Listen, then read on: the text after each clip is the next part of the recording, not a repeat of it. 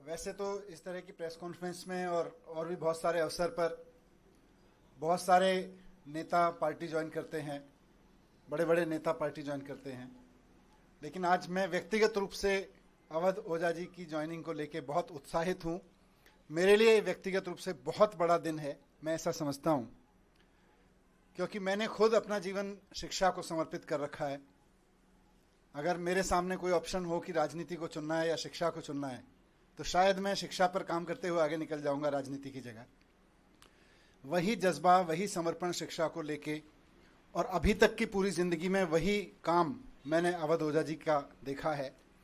करोड़ों युवाओं को न सिर्फ प्रेरित किया है, बल्कि अपने काम से उन्होंने उनकी ज़िंदगी बदली है। और उसके अलावा भी जिस तरह का काम उन्होंने ऑनलाइन माध्यम का इस्तेमाल करते हुए किया है, तो वे एक बहुत बड़े शिक्षक हैं। आज आम आदमी पार्टी ज्वाइन कर रहे हैं। मैं उम्मीद करता हूं कि उनकी ज्वाइनिंग से हम सब बहुत एनरिच होंगे, देश का शिक्षा तंत्र बहुत मजबूत बनेगा। मैं माननीय अरविंद केजरीवाल जी, हमारे नेता और राष्ट्रीय कन्वीनर, से अनुरोध करता हूं कि श्री अवध ओझा जी को फॉर्मल ज्वाइनिंग करा के पार्टी में उनका स्वागत करें।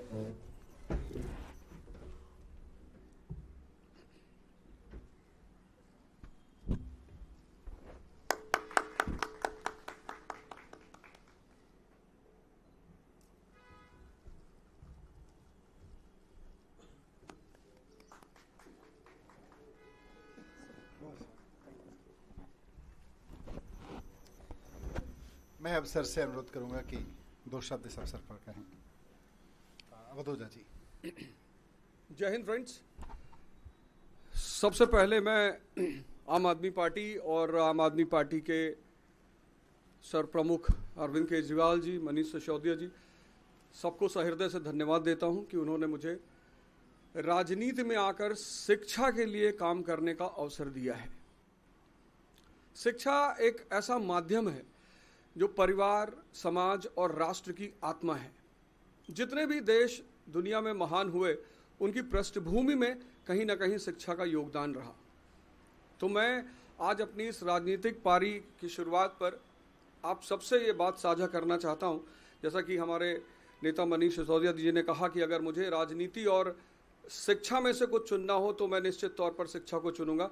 ऐसा ही कुछ उद्देश्य मेरा भी है, और राजनीति में आकर शिक्षा का विकास मेरा सर्वोत्तम उद्देश्य है। धन्यवाद।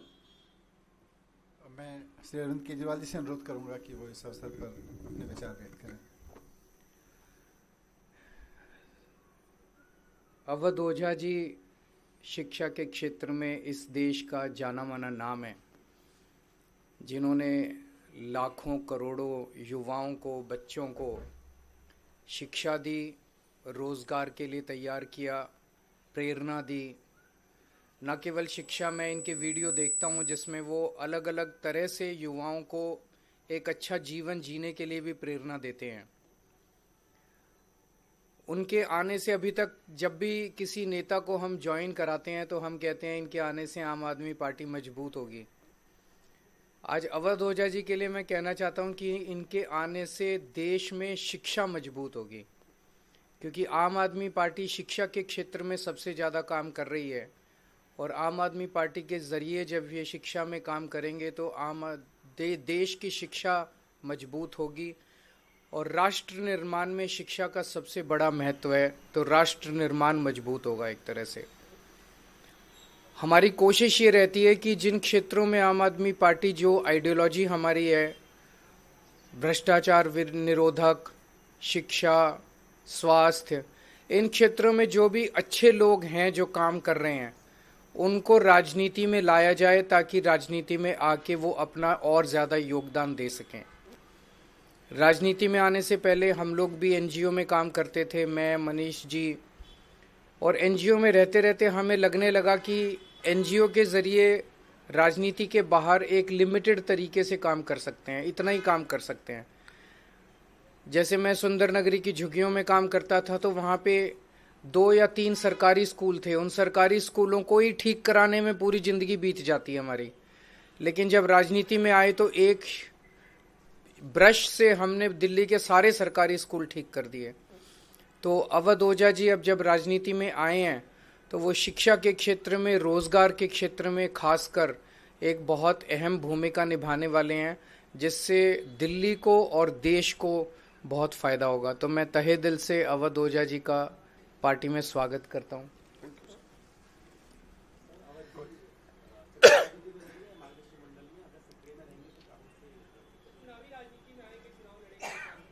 अब तो मैं पार्टी का हिस्सा हूं, तो पार्टी जो भी आदेश करेगी मैं वही करूंगा।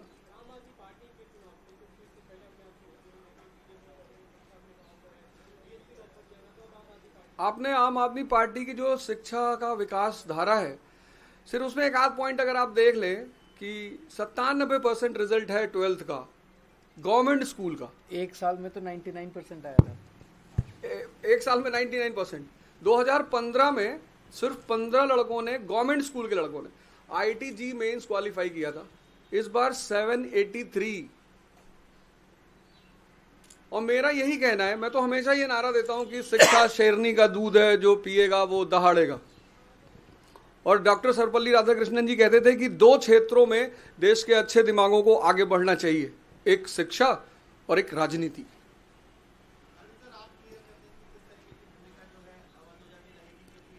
थोड़ा सा सस्पेंस बना रहने दीजिए। आने वाले दिनों में रोल आउट करेंगे, आपको बता देंगे, सबसे पहले आप ही को बताएंगे। Thank you. Thank you. Thank you.